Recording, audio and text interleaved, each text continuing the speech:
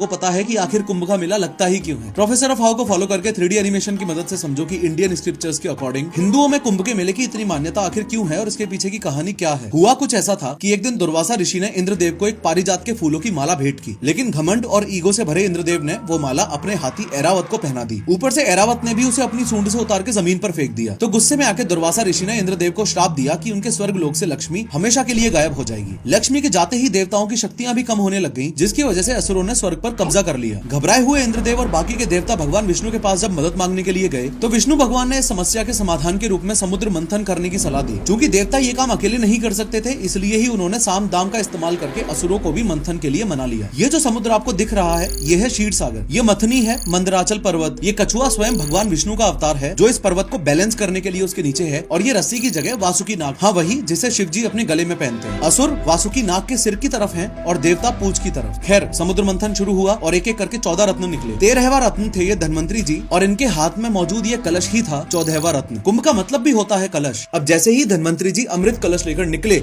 असुरों ने अमृत पर कब्जा करने के लिए हमला कर दिया। 12 दिनों तक अमृत को बचाने के लिए देवताओं और असुरों में भयंकर युद्ध हुआ। इन 12 दिनों में अमृत की 4 बूंदें धरती पर गिरी, हरिद्वार, प्रयागराज, उज्जैन और नासिक। और यही कारण है कि कुंभ मेला सिर्फ इन 4 जगहों पर ही लगता है।